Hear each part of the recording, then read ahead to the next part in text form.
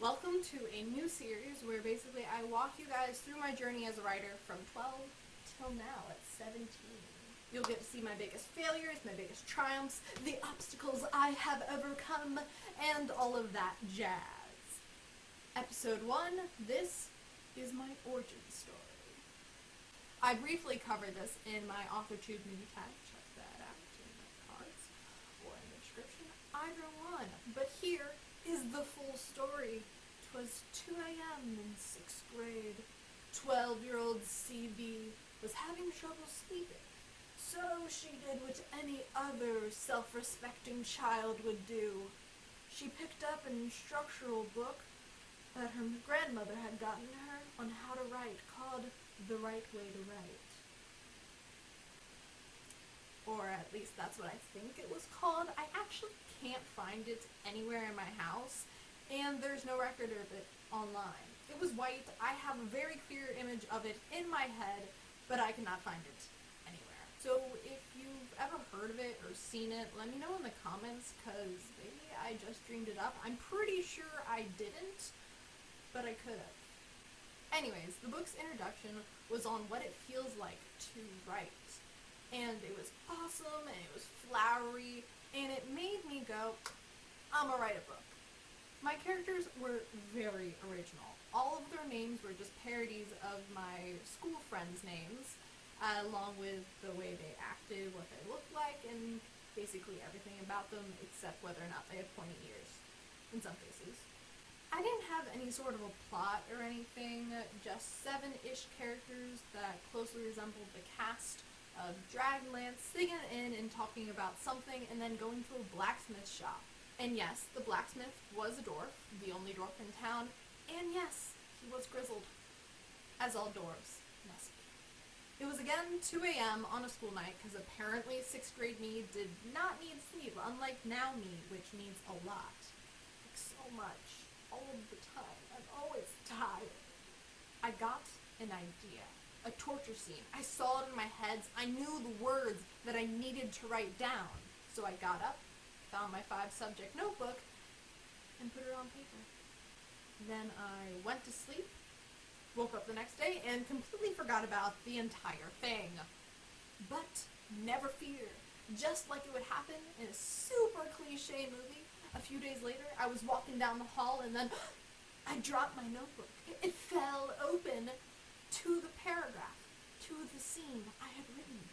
And no, I swear I'm not making this up, or at least I don't think I do.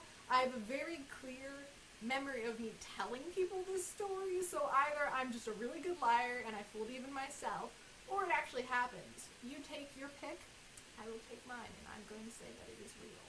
I read the scene, then promptly patted myself on the back, because I thought it was pretty damn good. And I decided I would write my book from there. Then I massively messed up the opening of the next scene because it was filled with extremely cringy prose that were purple, and that will haunt me for the rest of my life.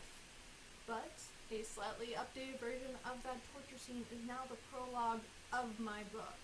Because I referenced it so much, I feel it's only fair if I read to you guys the original, so you can't judge my proper nowadays writing skill off of this version of that torture scene. But before I do that, a gentle reminder that if you'd like spending your time here with me today, hit the subscribe button, give it a thumbs up, and ding ding dong dong ding that bell. Okay, that's the original notebook. My name, writing notebook. I used to say doodles, but I crossed it out because I decided I was going to become a writer. See, it's very old, and I think it was my dad's like D&D notebook from like college, and he was like, "Here you go," and I was like, "Wow, I found it, haha."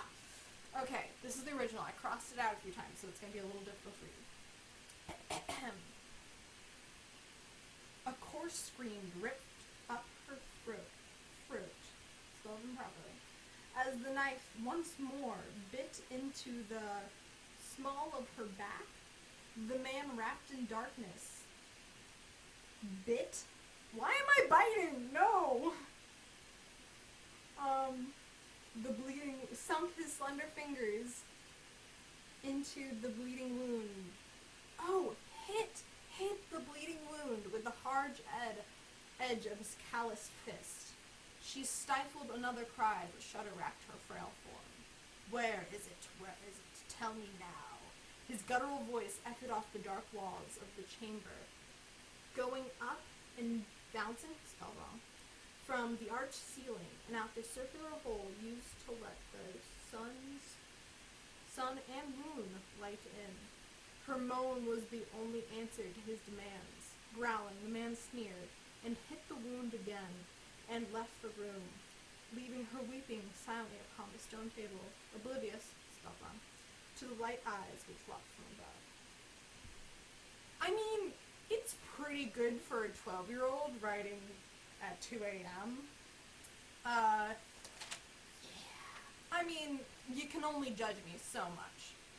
Oh, also, thank you guys so much for 100 subscribers. I'm trying to think of, like, a fun video idea to do for that, and what I have so far is maybe reading the very original, aforementioned cringy opening chapter to Shadows of the Willow Tree, the book I'm re-releasing. Some writers like reread old writing while drunk, but I'm 17 and in the United States, and I cannot do that because, you know, laws. So if you guys have any ideas, or like if you want me to read old Shadows, then leave a comment down below. But until then, thanks for watching and have fun writing. Anyways, the book's introduction was on it. Sorry, Storm.